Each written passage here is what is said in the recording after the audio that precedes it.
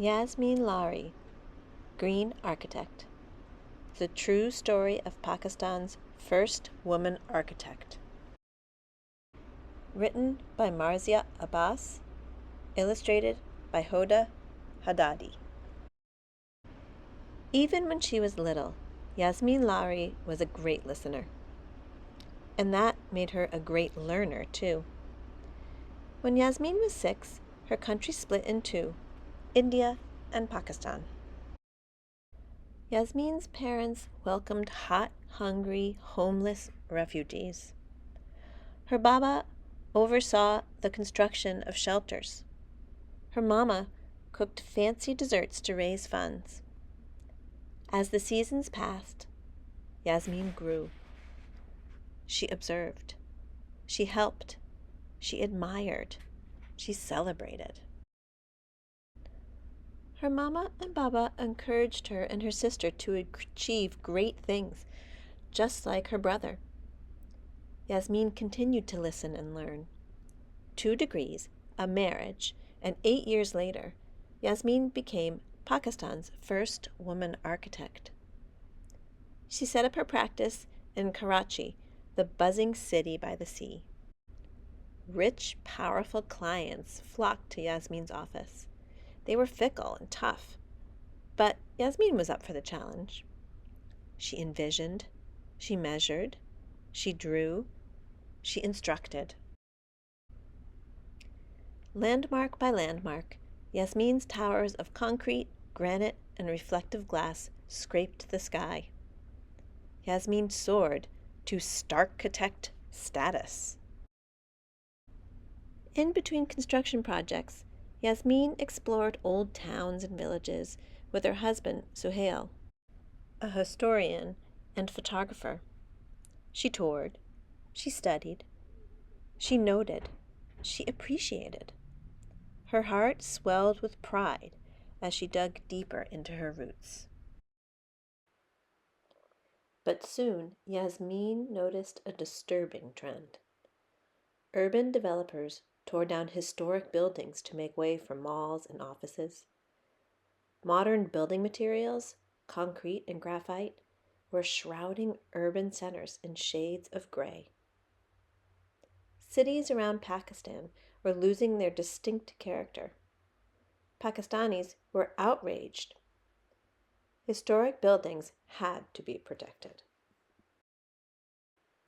At the time, most believed only men could raise their voices for a cause.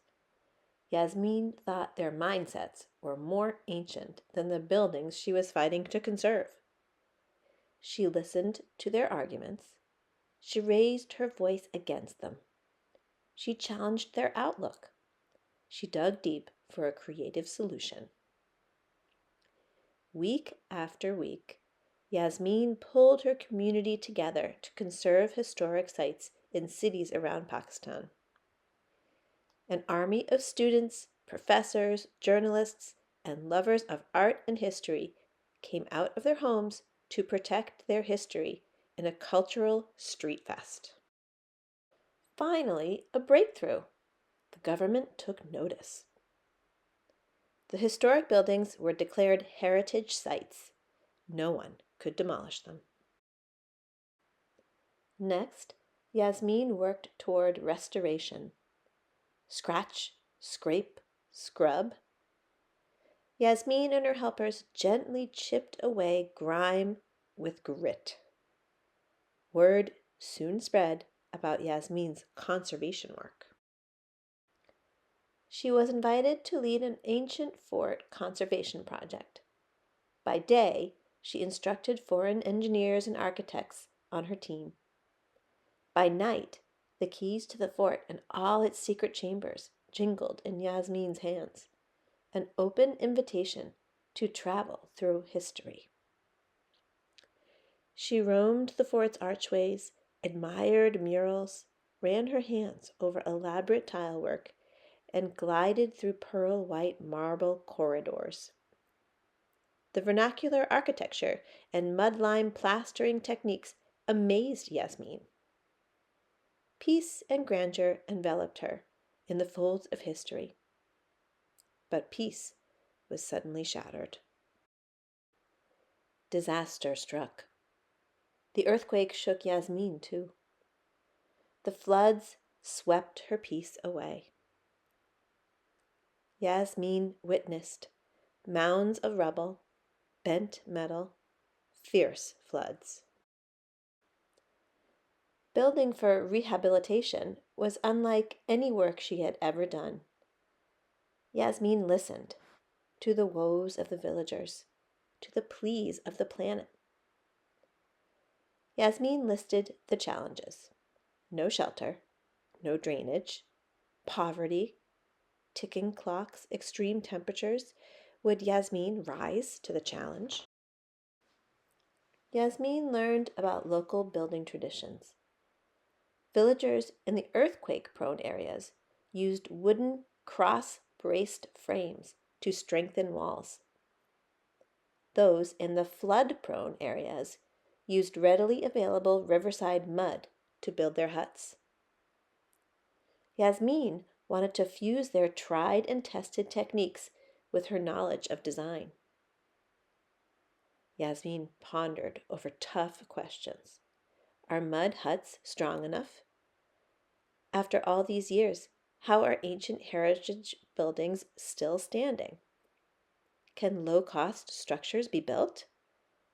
Can we build for all villagers to be safe?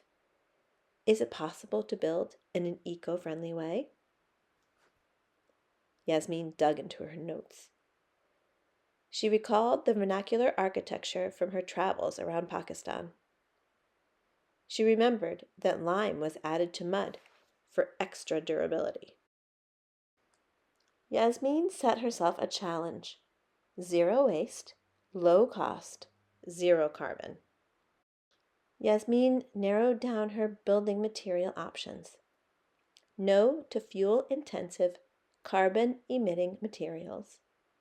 No to concrete, no to metal, no to graphite, no to glass, no to wood.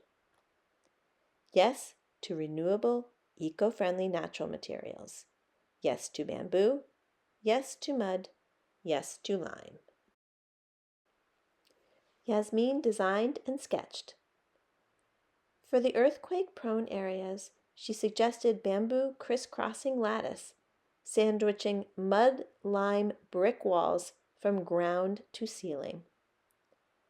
For the flood-prone areas, she proposed hexagonal structures of mud-lime brick walls to be positioned on bamboo stilts 8 feet high.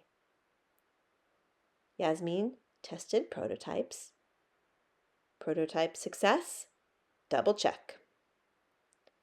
Yasmeen wanted the perfected prototypes to be replicated across all disaster-prone zones. The scale of the project was challenging. Yasmeen had an idea: co-creation. She would train the poverty-stricken villagers to build their own houses. Then they would travel to other villages and train more villagers. Yasmeen rebuilt lives. The villagers were trained, equipped, determined. The villagers were ready to build. Mud lime bricks, bamboo sticks, mud splat, roof thatch.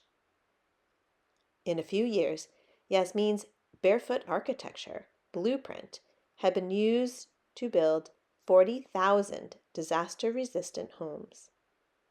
Awards, titles, and accolades shone the spotlight on Yasmeen. She shone the spotlight on Pakistan's heritage, culture, traditions, and history. Yasmeen had tackled every challenge that came her way. She'd listened to the pleas of the planet and the woes of the villagers. Now the world listens to Yasmeen.